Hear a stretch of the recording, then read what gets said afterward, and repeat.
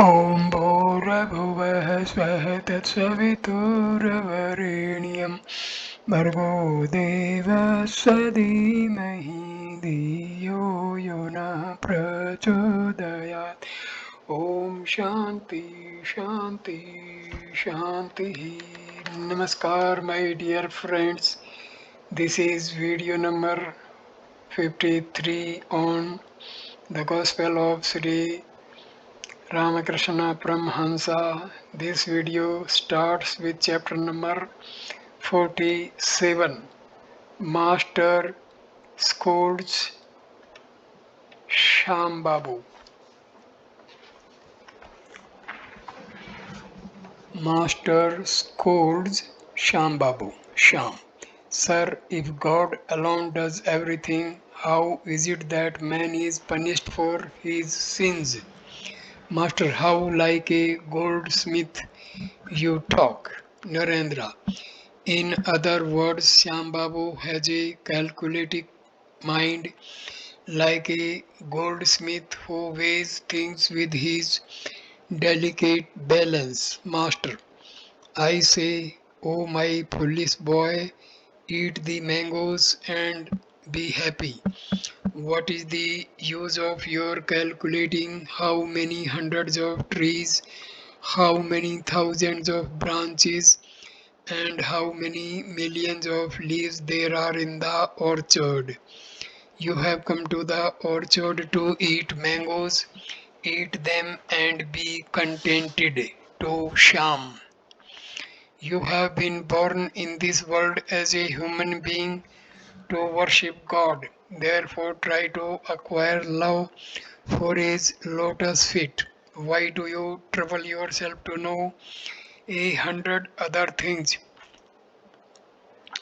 What will you gain by discussing philosophy? Look here, 1 ounce of liquor is enough to intoxicate you. What is the use of your trying to find out how many gallons of liquor there are in the tavern? tavern? Doctor, quite so. And what is more, the wine in God's tavern is beyond all measure. There is no limit to it. Master to Shyam, why don't you give your power of attorney to God? Rest all your responsibilities on Him. If you entrust an honest man with your responsibilities, will he misuse his power over you? God alone knows whether or not He will punish you for your sins. Doctor, God alone knows what is in His mind. How can a man guess it? God is beyond all our calculations. Master to Sham, that is the only theme of you Calcutta people. You all say God is stand by the evil of inequality because He has made one person happy, another miserable. What these rascals see in themselves, they see in God too. Hem used to come to the temple garden at Dakshineshwar. Whenever he chanced to meet me, he would say, well, priest, there is only one thing worth having in this world, and that is honor. Is not that so? Very few indeed say that the goal of human life is the realization of God. Sham, we hear a great deal about the subtle body. Can anyone show it to us? Can anyone demonstrate that the subtle body, when a man dies, leaves the gross body and goes away? Master, true devotees don't care a rap about showing you these things. What do they care whether some fool of a big man respects them or not? The desire to have a big man under their control never enters their minds. Syam, what is the distinction between the gross body and the subtle body? Master, the body consisting of the five gross elements is called the gross body. The subtle body is made up of the mind, the ego, the discriminating faculty, and the mind stuff. There is also a causal body by means of which one enjoys the bliss of God and holds communion with Him. The Tantra calls it the Bhagavati Tanu, the divine body. Beyond all these is the Mahakarna, the great cause that cannot be expressed by words. What is the use of merely listening to words? Do something. What will you achieve by merely repeating the word Siddhi? Will that intoxicate you? You will not be intoxicated even if you make a paste of Siddhi and rub it all over your body. You must eat some of it. How can a man recognize yarns of different counts, such as number 40 and number 41, unless he is in the trade?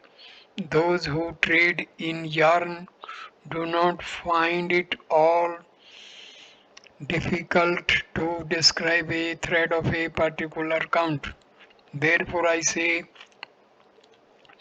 practice a little spiritual discipline, then you will know all these, the gross, the subtle, the causal, and the great cause. While praying to God, ask only for love for his lotus feet. When Rama redeemed Ahilya from the curse, he said to her, ask a boon of me. Ahilya said, O Rama, if you deign to grant me a boon, then please fulfill my desire that I may always meditate on your lotus feet, even though I may be born in a pig's body. Master's prayer. I prayed to the Divine Mother only for love. I offered flowers at her lotus feet and said with the folded hands, O Mother, here is thy ignorance and here is thy knowledge. Take them both and give me only pure love for thee. Here is thy holiness and here is thy unholiness. Take them both and give me only pure love for thee. Here is thy virtue and here is thy sin. Here is thy good and here is thy evil. Take them all and give me only pure love for thee. Here is thy dharma and here is thy adharma. Take them both and give me only pure love, pure thee. Pairs of opposites. Dharma means good actions like giving in charity. If you accept dharma, you have to accept adharma too. If you accept virtue, you have to accept sin. If you accept knowledge, you have to accept ignorance. If you accept holiness, you have to accept unholiness. It is like a man's being aware of light, in which case he is aware of darkness too. If a man is aware of one, he is aware of many too. If he is aware of good, he is aware of evil too. Blessed is the man who retains his love for the lotus feet of God, even though he eats pork. But if a man is attached to the world, even though he lives only on boiled vegetables and cereals, then, doctor, he is a wretch. But let me interrupt you here and say something. Buddha once ate pork and as a result had colic. To get rid of the pain, he would take opium and thus become unconscious. Do you know the meaning of nirvana and such stuff? Buddha would become stupefied after eating opium. He would have no consciousness of the outer world. This is what they call nirvana. All laughed to hear this novel interpretation of nirvana. The conversation went on. Master to Sham, there is no harm in your leading the life of a householder, but do your duties in an unselfish spirit, flexing your mind on the lotus feet of God. You must have noticed that a man with a carbuncle on his back speaks to others in his usual way. Perhaps he attends to his daily duties also, but his mind is always on the carbuncle. It is like that. Live in the world like an immortal woman. Though she performs her household duties, her mind is flexed on her sweet heart. To the doctor, do you understand that? Doctor, never having had such an experience myself, how can I understand? Sham, oh yes, you understand a little, all laugh. Master, moreover, he has had a long experience in that trade. Is not that so? All laugh. Sham, sir, what do you think of theosophy? Master, the long and short of the matter is that those who go about making disciples belong to a very inferior level. So also do these who want occult powers to walk over the Ganges and to report what a person says in a far off country and so on. It is very hard for such people to have pure love for God.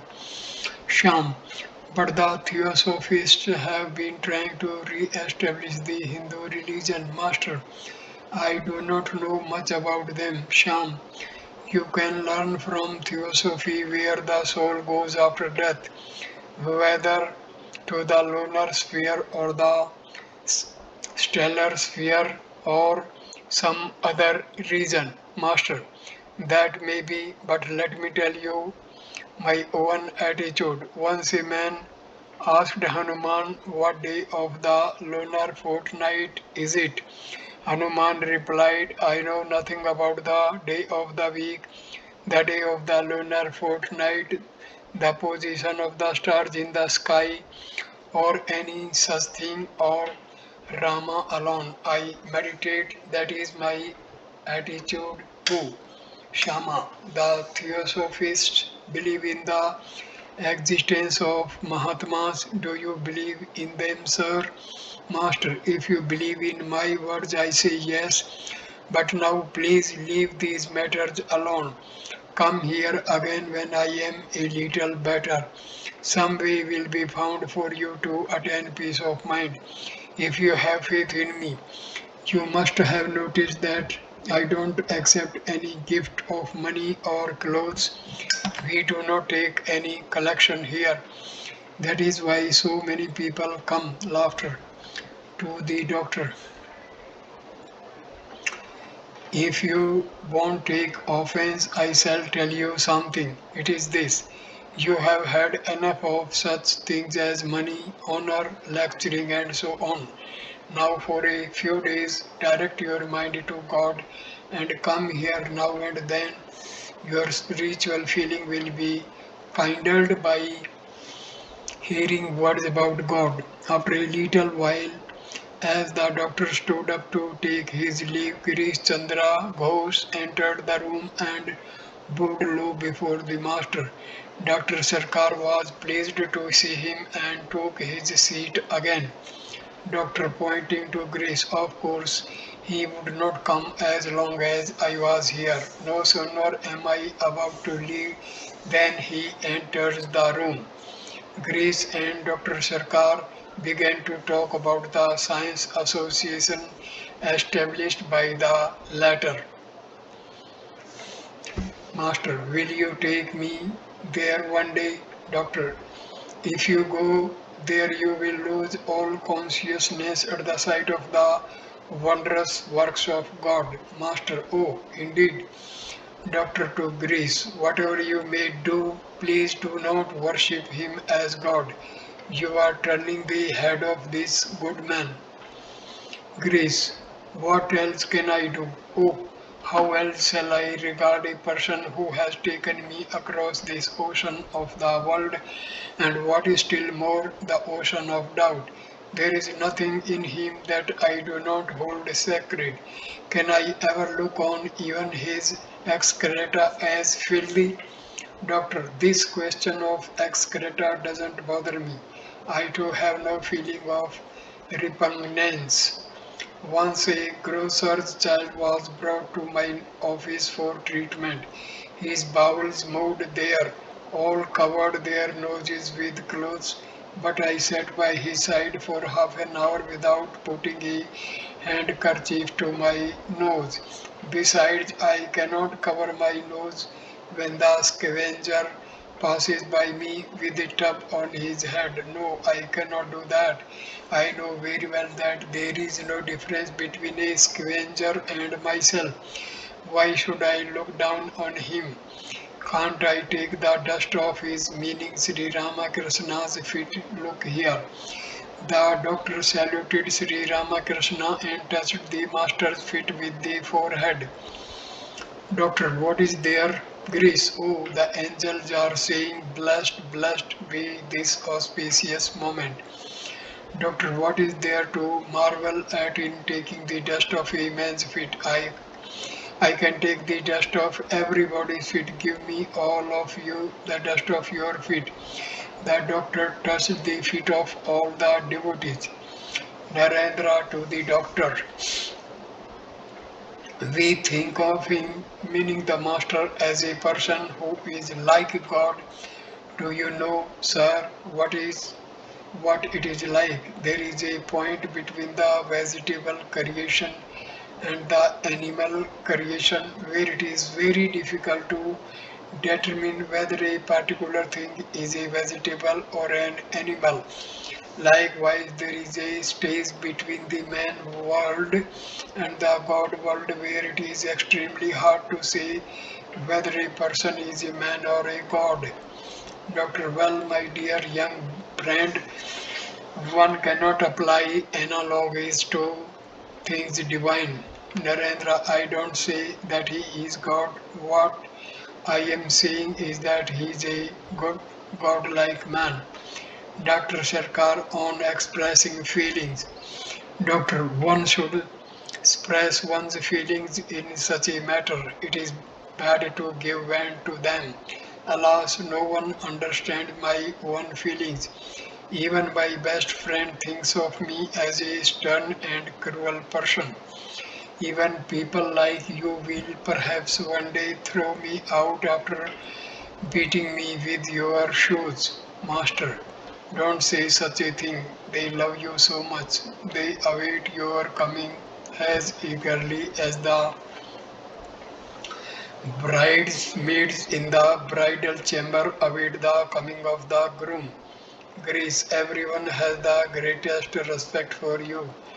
Doctor, my son and even my wife think of me as a hard-hearted person. My only crime is that I do not display my feelings. Grace, in that case, sir, it would be wise for you to open the door of your heart, at least out of pity for your friends.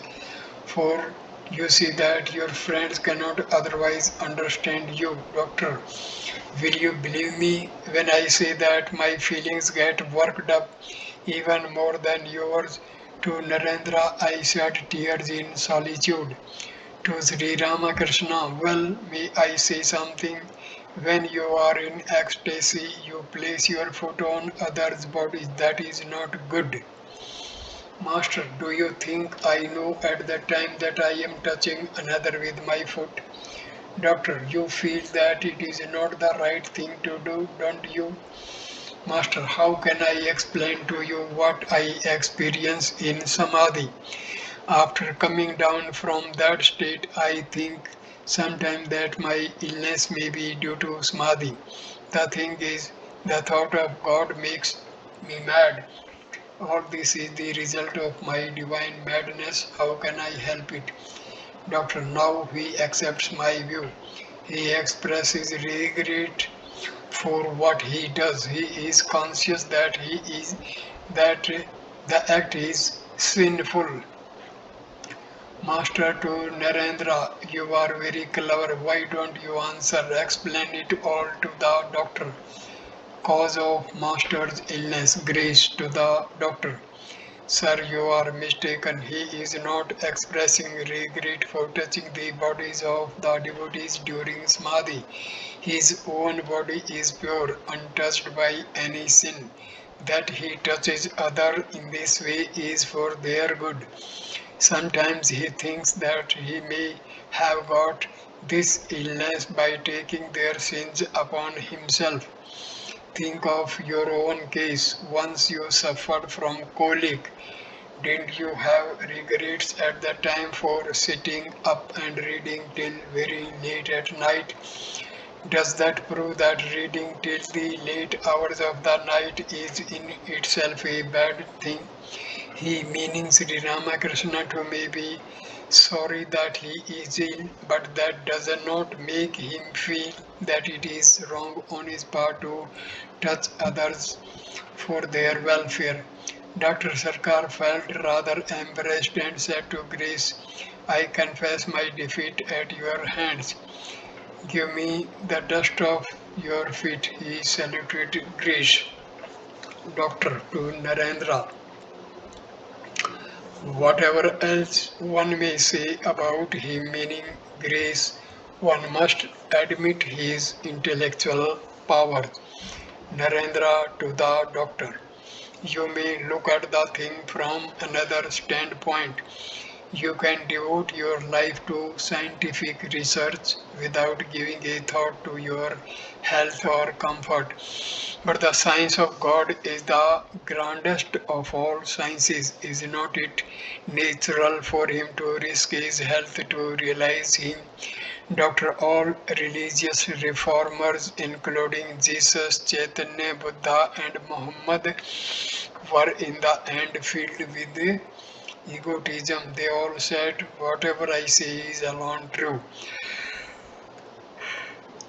How shocking! Greece to the doctor. Now, sir, you are committing the same mistake. You are accusing them all of egotism. You are finding fault with them. For that very reason, you too can be accused of egotism. Dr. Sharkar remained silent. Narendra to the doctor, we offer worship to him, bordering on divine worship. At these words, the master laughed like a child. Chapter 48. In the company of devotees at Shamapukur, Thursday, October 29, 1885, M. and Dr. Sharkar. It was about 10 o'clock in the morning when M. arrived at Dr. Sharkar's house in Sankharitola, Calcutta, to report Sri Ramakrishna's condition. M. and Dr. Sharkar became engaged in conversation. Doctor, do you see Dr. Bihari Bahaduri always harps on the same thing. He says that Goeth's spirit came out of his body and that Goeth himself saw it. It must have been very amazing, the aim of human life. And as Sri Ramakrishna says that, shall we gain from these discussions? We have been born in this world in order to cultivate devotion to the lotus feet of God. He tells us the story of a man who entered an orchard to eat mangoes, but instead of eating the fruit, he took out pencil and paper and began to jot down the number of trees, branches, and leaves in the orchard. A servant saw him and asked, what are you doing? Why have you come here? The man said, I have come here to eat mangoes. I am now counting the trees, branches, and leaves in the orchard. Thereupon the servant replied, if you have come here to eat mangoes, then enjoy them. What will you gain by counting the trees, branches, and leaves? Doctor, I see that the Paramahamsa has been able to extract the essence. Then Dr. Sarkar told M many stories about his homeopathic hospital. He showed M the list of the patients who visited the hospital every day. He further remarked that at the beginning many medical practitioners had discouraged him about homeopathy and had even written against him in magazines.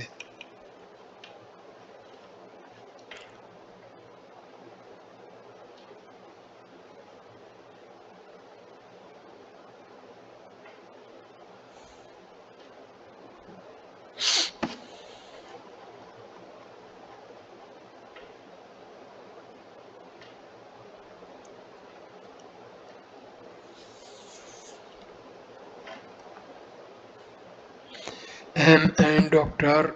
Sarkar got into the doctor's carriage. The doctor visited many patients.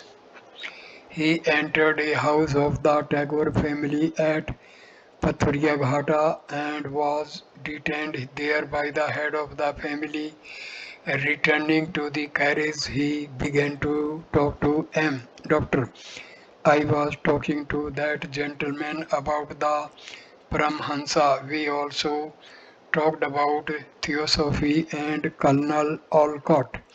The Paramahamsa is angry with the gentleman. Do you know why? Because he says he knows everything.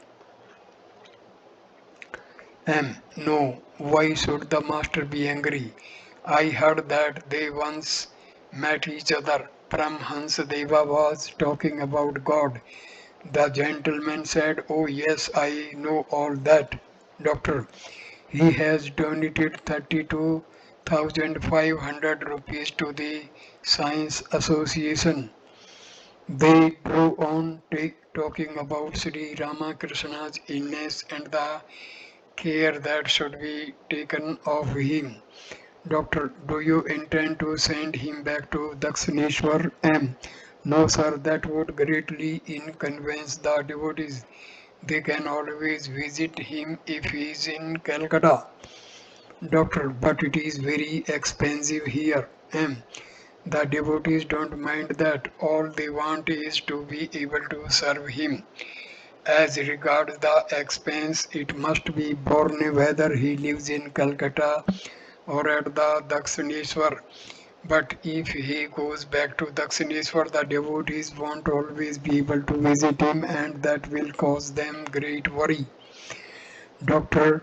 Bhaduri and Dr. Sharkar and M arrived at Shamapukur and found the master sitting with the devotees in his room. Dr. Bhaduri also was there. Dr. Sarkar examined the master's pulse and inquired about his condition. The conversation turned to God. Dr. Bhaduri, shall I tell you the truth? All this is unreal like a dream. Is the world a delusion? Dr. Sarkar, is everything delusion? Then whose is this delusion and why this delusion? If all know it to be delusion, then why do they talk? I cannot believe that God is real and His creation unreal. Master, that is a good attitude. It is good to look on God as the master and oneself as his servant. As long as a man feels the body to be real, as long as he is conscious of I and you, it is good to keep the relationship of master and servant. It is not good to cherish the idea of I am he. Let me tell you something else. You see the same room whether you look at it from one side or from the middle of the room.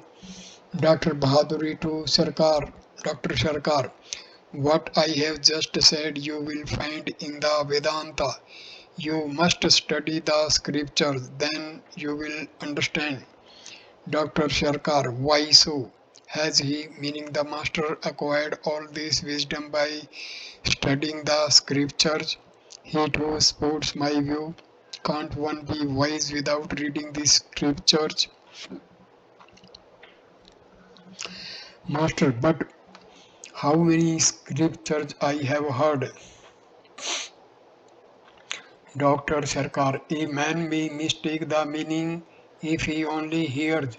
In your case, it is not mere hearing. Master to Dr. Sarkar, I understand that you spoke of me as insane. That is why they pointing to M and the others don't want to go to you. Dr. Sarkar, looking at M, why should I call you, meaning the master, insane? But I mentioned your egotism.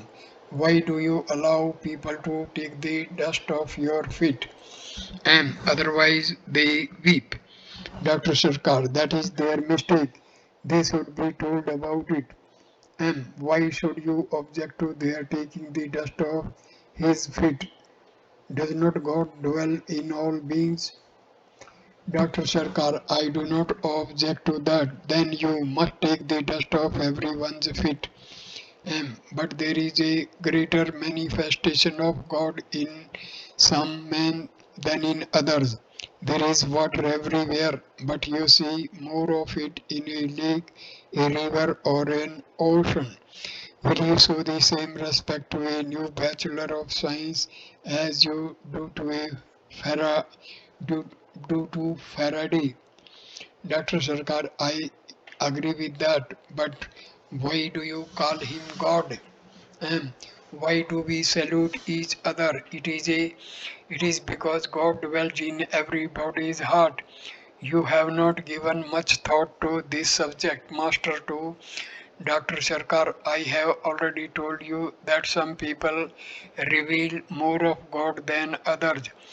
Earth reflects the sun's rays in one way, a tree in another way, and a mirror in another way. You see a better reflection in a mirror than in other objects. Don't you see that these devotees here are not on the same level with Prahlada and others of his kind? Prahlada's whole heart and soul were dedicated to God. Dr. Sarkar did not reply, all were silent. Master to Dr. Sarkar, you see, you have love for this, meaning himself. You told me that you loved me. Dr. Sarkar, you are a child of nature. That's why I tell you all this. It hurts me to see people salute you by touching your feet. I say to myself, they are spoiling such a good man. Keshav Sen too was spoiled that way by his devotees. Listen to me.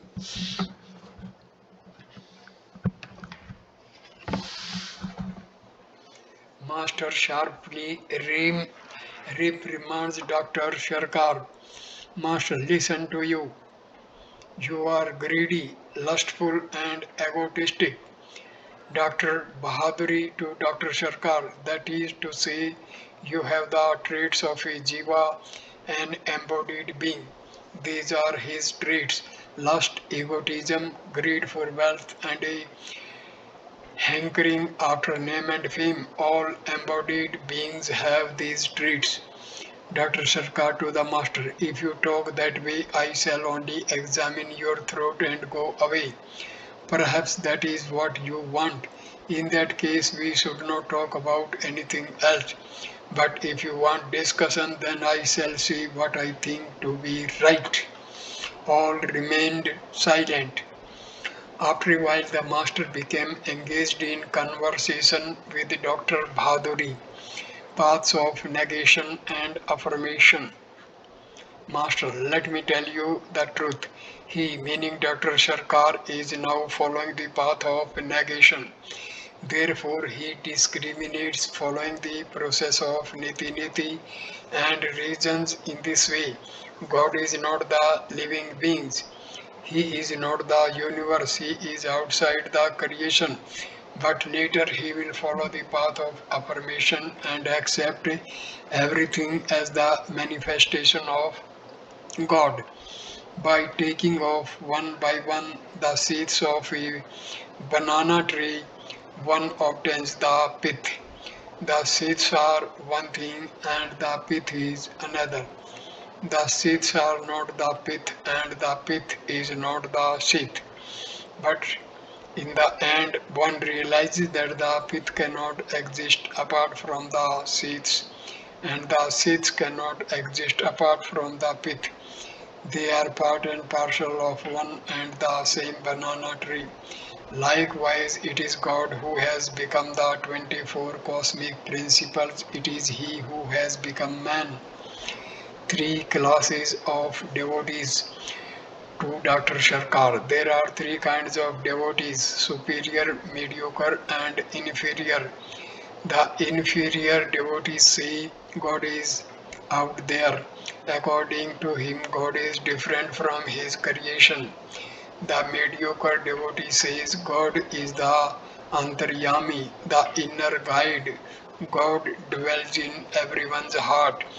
The mediocre devotee sees God in the heart, but the superior devotee sees that God alone has become everything. He alone has become the 24 cosmic principles. He finds that everything above and below is filled with God. Read the Gita, the Bhagavata, and the Vedanta, and you will understand all this. Is not God in His creation? Dr. Sarkar, not in any particular object. He is everywhere, and because He is everywhere, He cannot be sought after. The conversation turned to other things. Dr. Sri Ramakrishna was always experiencing ecstatic moods which the doctor said might aggravate his illness. Dr. Sarkar said to him, "You must suppress your emotion. My feelings too are greatly stirred up. I cannot dance much more than you. I can dance much more than you." The younger Naren smiling, "What would you do if your emotion increased a little more?" Dr. Sarkar, "My power of control would also increase." Master and M, you may say that now. M, can you tell us what you would do if you went into an ecstatic mood? The conversation turned to money. Master to Dr. Sarkar, "I don't think about it at all. You know that very well, don't you? This is not a pretense. Absent-mindedness of worldly people." Dr. Sarkar, "Even I have no desire for money, not to speak of yourself. My cash box lies open." Master, Jadoo Malik too is absent-minded. When he takes his meals, he sometimes becomes so absent-minded that he does not know whether the food is good or bad. When someone says to him, "Don't eat that, it does not taste good," Jadoo says, "Ah, is this food bad? Why, so." Was the master hinting that there was an ocean of difference between absent-mindedness due to the contemplation of God and absent-mindedness due to preoccupation with worldly thoughts? Pointing to Dr. Sarkar, Sri Ramakrishna said to the devotees with a smile, "When a thing is boiled, it becomes soft. At first he was very hard, now he is softening from inside." Dr. Sarkar, when a thing is boiled, it begins to soften from the outside. I am afraid that won't happen to me in this birth. All laugh. Dr. Shirkar was about to take his leave. He was talking to Sri Ramakrishna. Doctor, can't you forbid people to salute you by touching your feet? Master, can all comprehend the indivisible Satchitananda, Dr. Sarkar, but should not you tell people what is right? Different disciplines for different temperaments. Master, people have different tastes. Besides, all have not the same fitness for spiritual life. Dr. Sarkar, how is that, Master? Don't you know what difference in taste is? Some enjoy fish curry, some fried fish, some pickled fish, and again some the rich dish of fish plow. Then, then too, there is difference in fitness. I ask people to learn to shoot at a banana tree first, then at the wick of a lamp, and then at a flying bird. It was dusk. Sri Ramakrishna became absorbed in contemplation of God. For the time being, he forgot all about his painful disease. Several intimate disciples sat near him and looked at him intently. After a long time, he became aware of the outer world and said to him in a whisper, "You see, my mind was completely merged in the indivisible Brahma. After that, I saw many things. I found that the doctor will have spiritual awakening, but it will take some time. I won't have to tell him much. I saw another person while in that mood. My mind said to me, attract him too. I shall tell you about him later. Sham Babu, Dr. Dakari, Dukari and a few other devotees arrived. Sri Ramakrishna talked to them. Sham, ah, what a fine thing you said to us the other day. Master smiling, what was that? Gyan, Agyan and Vijnana. Sham, what remains with a man when he goes beyond Jnana and Agyana, knowledge and ignorance? Master smiling, it is Vijnana, special knowledge of God to know many things in ignorance.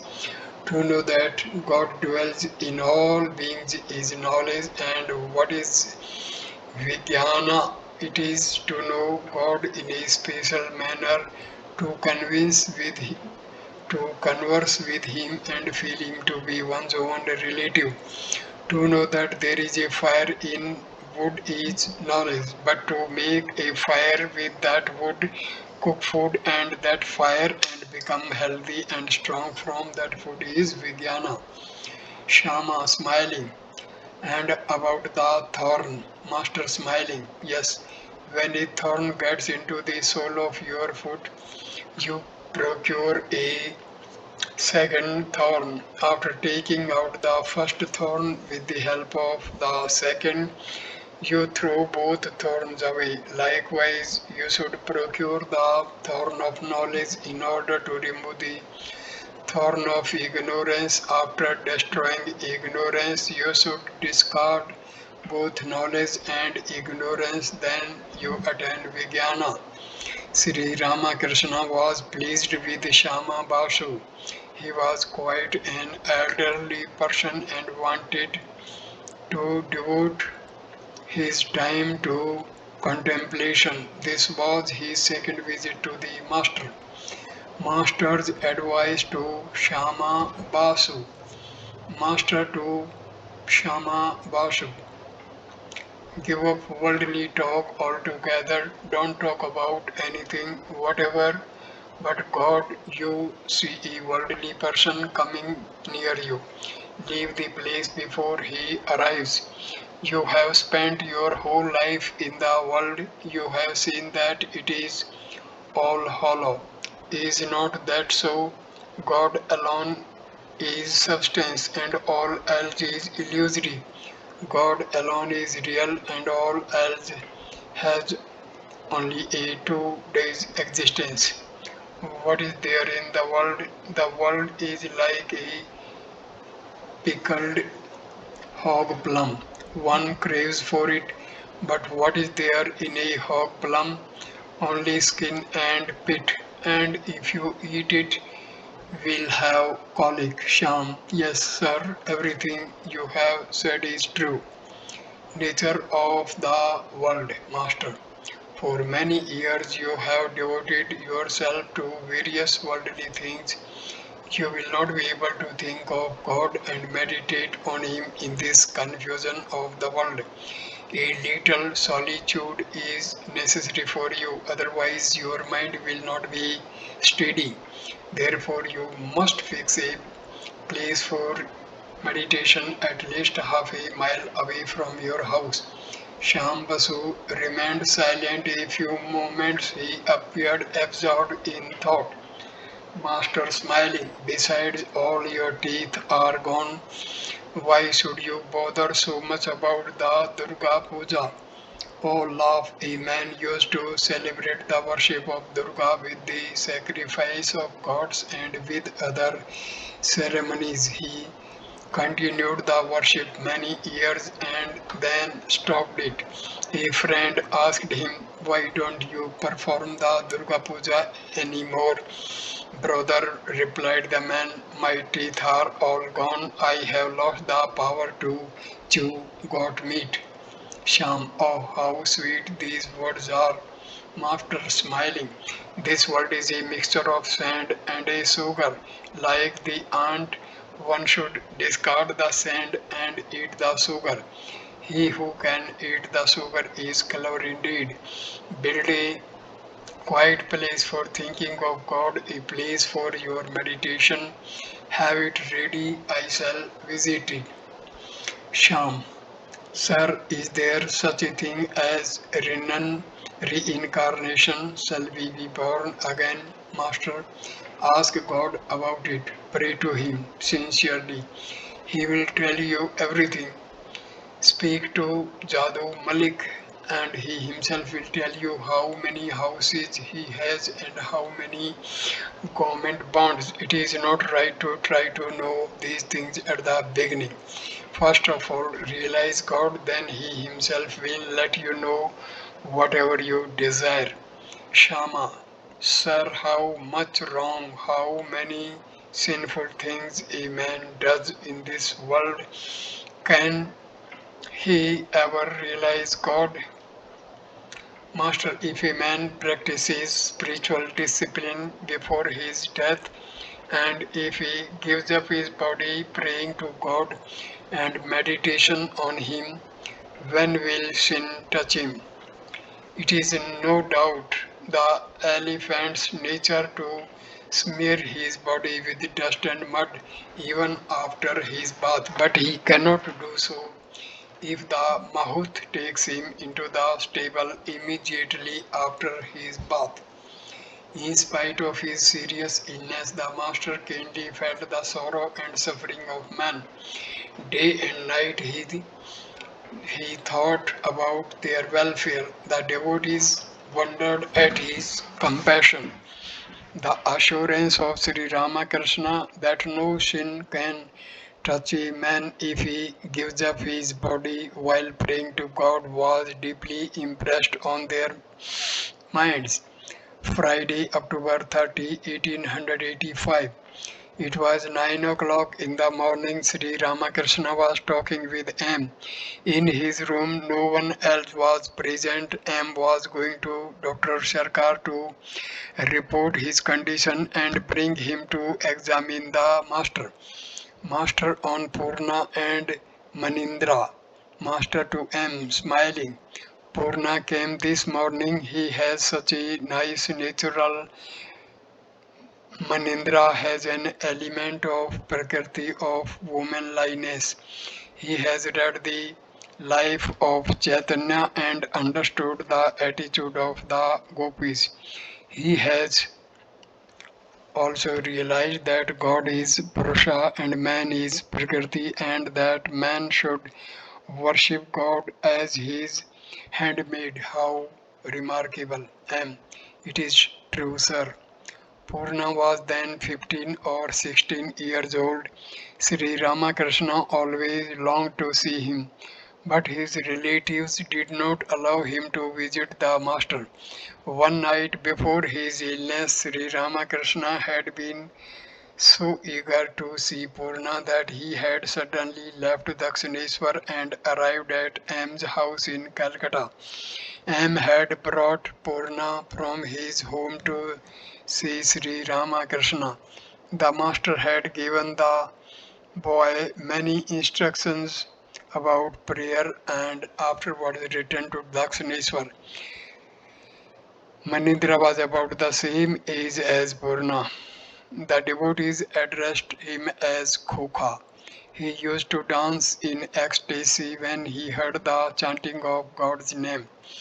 About 10:30 M arrived at Dr. Sarkar's house. He went up to the second floor and sat in a chair on the porch adjacent to the drawing room. In front of Dr. Sarkar was a glass bowl in which some goldfish were kept. Now and then Dr. Sarkar threw some cardamom shells into the bowl. Again he threw pellets of flour to the sparrows and watched him.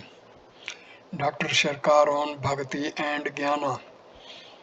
Doctor, smiling to M. You see, these goldfish are staring at me like devotees staring at God. They have not noticed the food I have thrown into the water. Therefore I say, what will you gain by mere bhakti? You need knowledge too. M smiles. Look there at the sparrows. They flew away when I threw 4 pellets to them. They were frightened. They have no bhakti because they are without knowledge. They don't know that flour is their food. Dr. Sarkar and M entered the drawing room. There were shelves all around filled with books. The doctor rested a little. Miss M looked at the books. He picked up Canon Ferrara's Life of Jesus and read a few pages. Dr. Sarkar told M how the first homeopathic hospital was started in the teeth of a great opposition. He asked M to read the letters relating to it which had been published in the Calcutta Journal of Medicine in 1876. Dr. Sarkar was much devoted to homeopathy and picked up another book, Munger's New Theology. Dr. Sarkar noticed it. Dr. Sarkar on faith. Doctor, Munger has based on his conclusion on nice arguments and reasoning. It is not like you are believing a thing simply because a Chaitanya or a Buddha or Jesus Christ has said to. Am smiling. Yes, we should not believe Chaitanya or Buddha, but we must believe Munger. Doctor, whatever you say. M. We must quote someone as our authority, so it is Munger. The doctor smiles. Dr. Sarkar got into his carriage accompanied by M. The carriage proceeded towards Syamapukur. It was midday. They gossiped together. The conversation turned out to Dr. Bhaduri, who had also been visiting the master now and then.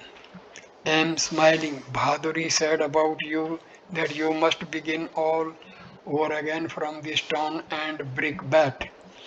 Dr. Sharkar, how is that? M. Because you don't believe in the Mahatmas, astral bodies, and so forth. Perhaps Bhaduri is a theosophist. Further, you don't believe in the incarnation of God.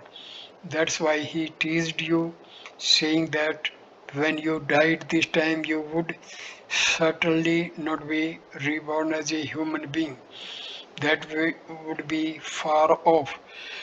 You would not be born even as an animal or bird or even as a tree or a plant. You would have to begin all over again from stone and brickbat. Then, after many, many births, you might assume a human body. Dr. Sarkar, goodness gracious, am. Bahaduri further said that the knowledge of your physical science was a false knowledge. Such knowledge is momentary. He gave an analogy. Suppose there are two wells. The one gets its water from an underground spring. The other has no such spring and is filled with rainwater. But the water of the second well does not last a long time. The knowledge of your science is like the rainwater, it dries up. Dr. Sarkar with a smile, I see. The carriage arrived at Carnwali Street. Dr. Sarkar picked up Dr. Pratap Mazumdar. Pratap had visited Sri Ramakrishna the previous day. They soon arrived at Shamapukur. Sri Ramakrishna was sitting in his room on the second floor with several devotees. Dr. Sarkar to the master. I see you are coughing, smiling, but it is good to go to Kansi. All laugh. Master smiling. But that will give me liberation. I don't want liberation. I want love of God. All laugh. Pratap was Dr. Bahaduri's son-in-law.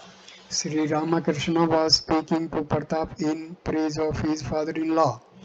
Master to Pratap. Ah, what a grand person he has become. He contemplates God and observes purity in his conduct. Further, he accepts both aspects of God, personal and impersonal. Impersonal. M was very eager to mention Dr. Bahaduri's remarks about Dr. Sarkar being born again as a stone or brickbat. He asked the younger Naren very softly whether he remembered those remarks of Dr. Bahaduri. Sri Ramakrishna overheard this. Master to Dr. Sarkar, do you know that Dr. Bahaduri said about you? He said that because you did not believe these things, in the next cycle you would have to begin your earthly life from a stone or a brickbat. All laugh. Dr. Sarkar smiling. Suppose I begin from a stone or brickbat and after many births obtain a human body, but as soon as I come back to this place, I shall have to begin over again from a stone or a brickbat. The doctor and all laugh. The conversation turned to the master's ecstasy in spite of his illness. Pratap, yesterday I saw you in an ecstatic mood. Master, it happened of itself, but it was not intense. Dr. Sarkar, ecstasy and talking are not good for you now. Master to Dr. Sarkar, I saw you yesterday in my Smadhi. I found that you are a man of knowledge, but it is all dry knowledge. You have not tasted divine bliss. Dr. Pratap, referring to Dr. Sarkar, if he ever tastes divine bliss, he will see everything above and below filled with it. Then he will not say that whatever he says is right and what others say is wrong. Then he will not utter sharp, strong, pointed words. The devotees remained silent. Advice to Dr. Sarkar. Suddenly Sri Ramakrishna went into his spiritual mood and said to Dr. Sarkar, Mahendra Babu, what is this madness of yours about money? Why such attachment to wife? Why such longing for name and fame? Give up all these now and direct your mind to God with whole souled devotion. Enjoy the bliss of God. Dr. Sarkar said, Still, without uttering a word, the devotees also remained silent. How a jnani should meditate, Master. Nangata used to tell me how a jnani meditates. Everywhere is water, all the regions above and below are filled with water. Man, like a fish, is swimming joyously in that water. In real meditation, you will actually see all this. Take the case of the infinite ocean. There is no limit to its water. Suppose a pot is immersed in it. There is water both inside and outside the pot. The Jnani says that both inside and outside there is nothing but Paramatma. Then what is this pot? It is I consciousness. Because of the pot, the water appears to be divided into two parts. Because of the pot, you seem to perceive an inside and outside. One feels that way as long as this part of I exists. When the I disappears, what is remains that cannot be described in words. Do you know another way Jnani meditates? Think of infinite Akasha and a bird flying there, joyfully spreading its wings. There is the Chidakasha and Atman is the bird.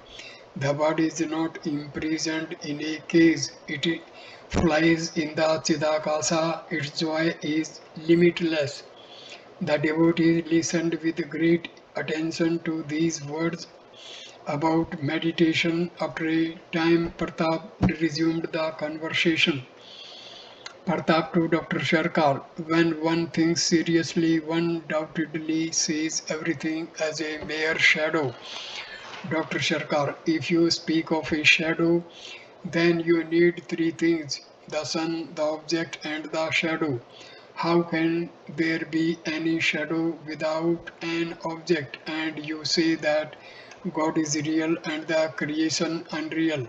I say that the creation is real too. Pratap, very well, as you see a reflection in a mirror, so you see this universe in the mirror of your mind. Dr. Sarkar, but how can there be a reflection without an object? Narendra, why God is the object? Dr. Sarkar remained silent. Master to Dr. Sarkar, you said a very fine thing. No one else has said before that Samadhi is the result of the union of the mind with God. You alone have said that. Shivnath said that one lost one's head by too much thinking of God.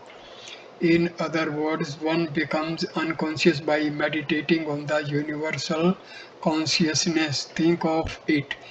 Becoming unconscious by contemplating Him who is of the very nature of consciousness and whose consciousness endows the world with consciousness. And what does your science say? This combined with this produces that combined with that produces this. One is more likely to lose consciousness by contemplating those things, by handling material things too much. Dr. Sharkar, one can see God in those things. And if so, one sees God more clearly in man and still better in a great soul. In a great soul, there is a greater manifestation of God. Dr. Sharkar, yes, in man, no doubt. Losing consciousness in the thought of God. Master, losing consciousness by contemplating God through whose consciousness every inert matter appears to be conscious, and hands, feet, and body move. People say that the body moves of itself, but they do not know that it is God who moves it. They say that water scalds the hand, but water can by no means scald the hand. It is the heat in the water, the fire in the water that scalds.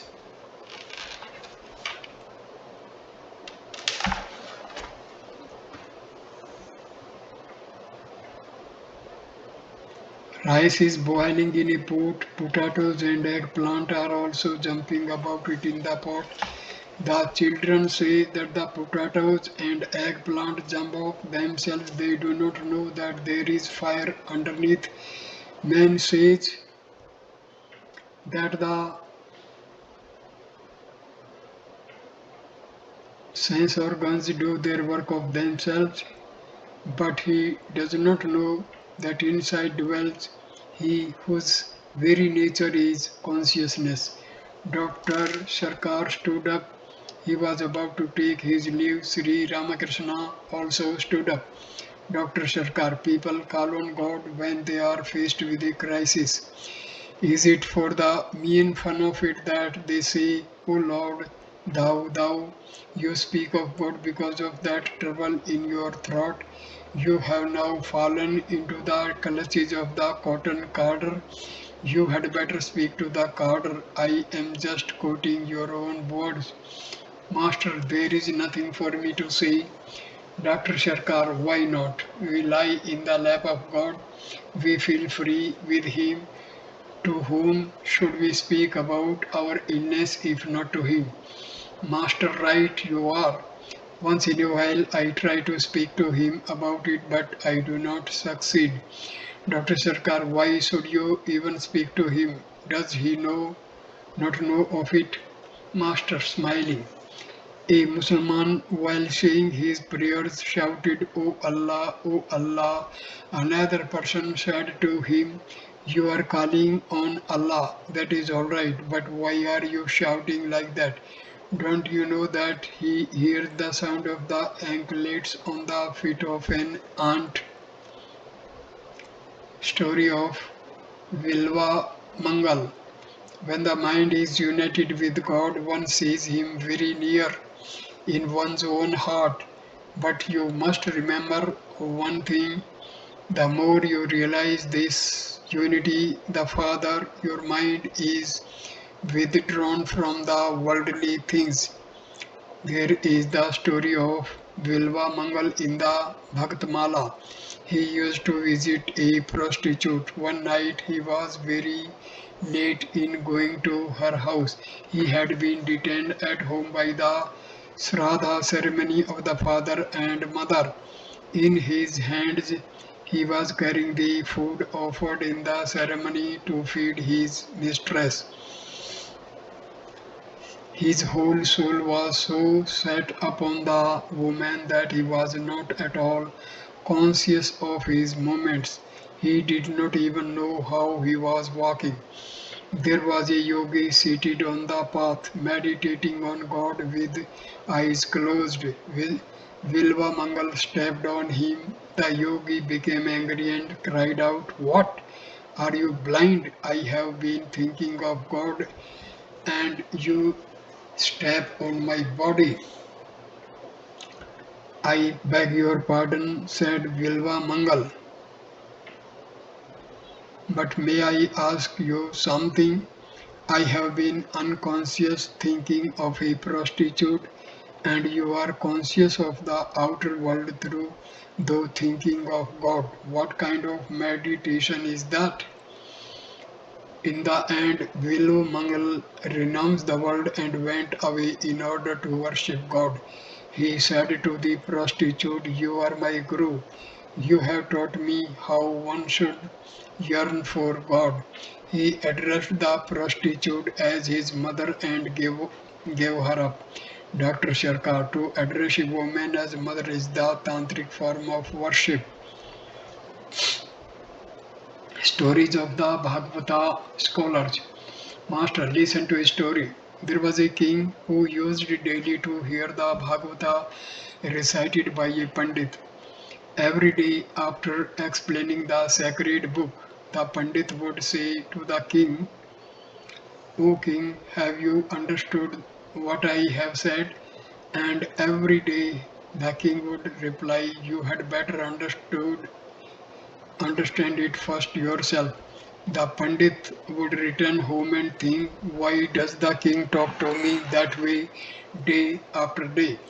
I explain the text to him so clearly and he says to me, You had better understand it first yourself. What does he mean? The Pandit used to practice spiritual discipline. A few days later, he came to realize that God alone is real and everything else, house, family, wealth, friends, name, and fame, illusory. Convinced of the unreality of the world, he renounced it.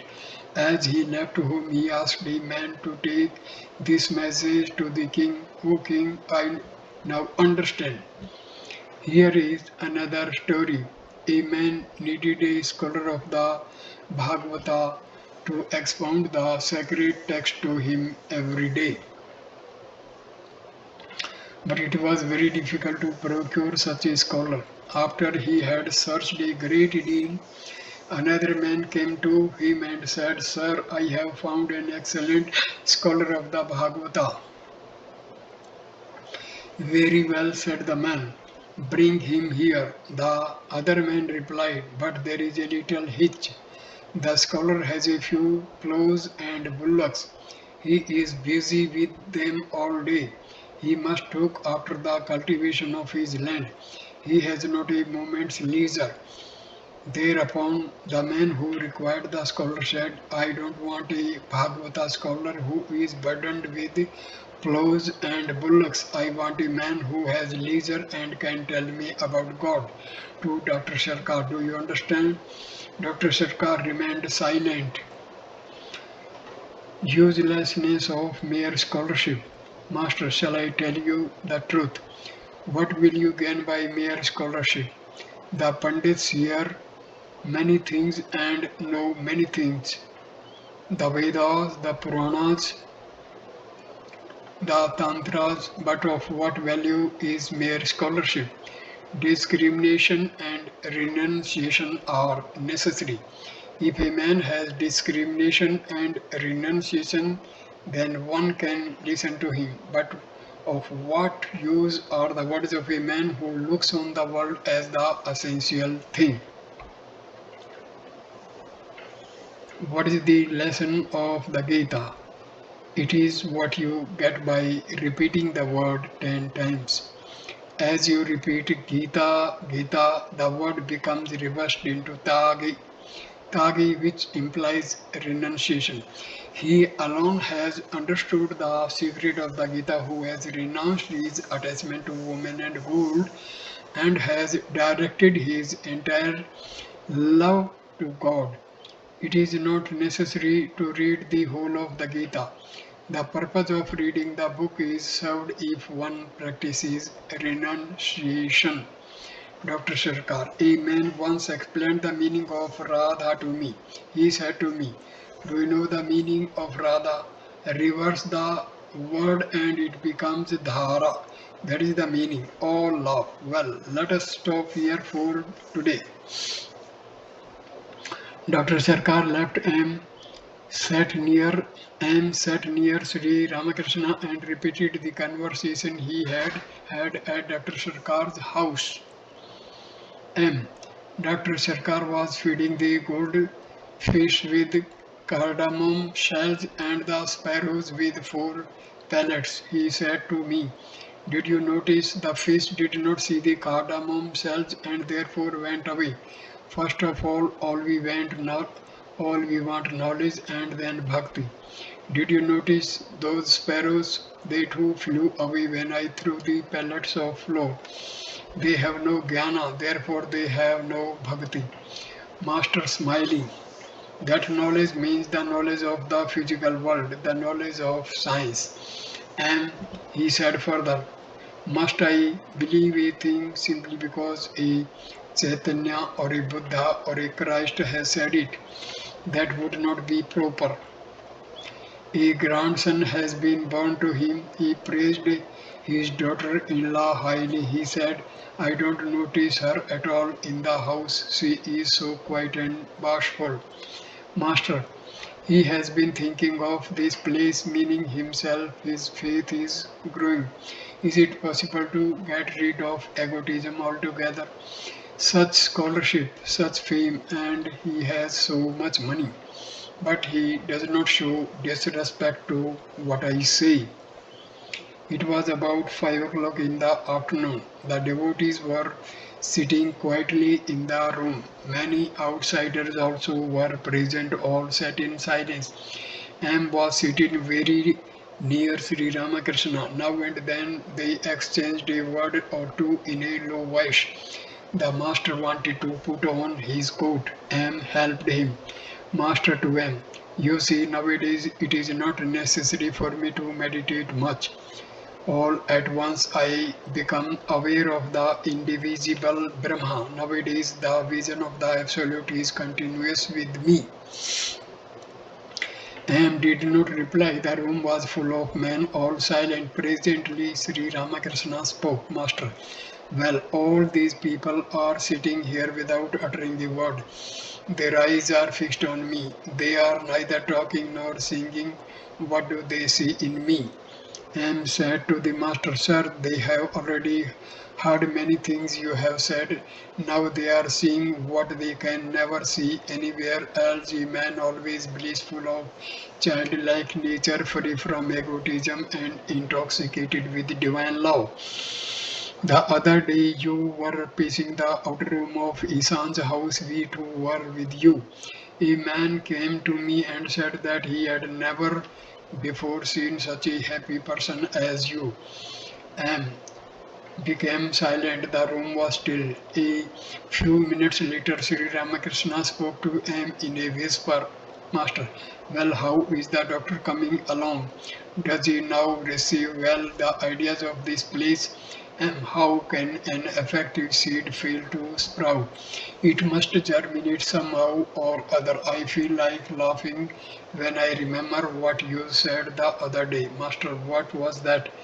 And you said that Jadoo Malik was so absent-minded that while taking his meals he did not know whether a particular dish was seasoned with salt or not. If anyone pointed out to him that a dish was not salted, he would say in a surprised voice, Yes, yes, I say it is not salted.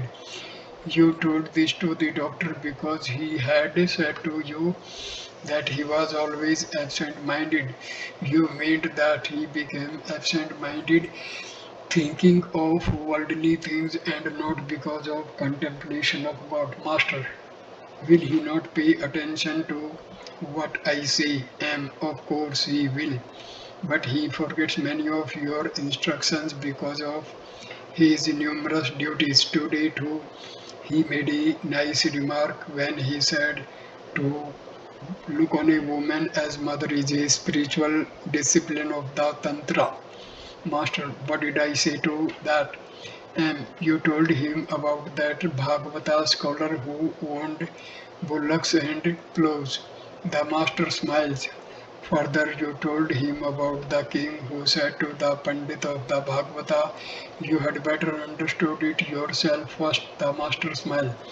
Then you told him about the Gita, whose essence is the renunciation of woman and gold, renunciation of the attachment to woman and gold.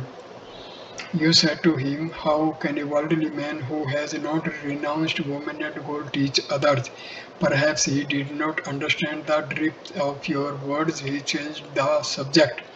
Sri Ramakrishna was thinking about the welfare of his devotees. Purna and Manindra were two of his young devotees. He sent Manindra to talk to Purna. It was evening. A lamp was burning in Sri Ramakrishna's room. The devotees and visitors were sitting at a distance. The master was introspective. Those in the room were also thinking of God and sat in silence. A few minutes afterwards, Narendra entered the room with a friend whom he introduced to the master as an author. Sri Ramakrishna talked with him about the metaphysical significance of Radha and Krishna. The author said that Radha and Krishna were the supreme Brahma. Vishnu, Shiva, Durga, and the other deities had sprung from them. At this point, I conclude this video. Next video number 54. We'll start with chapter number 48. Different aspects of Radha. Thank you for watching this video. Please like, comment and share the video and subscribe the channel. Thank you. Namaste.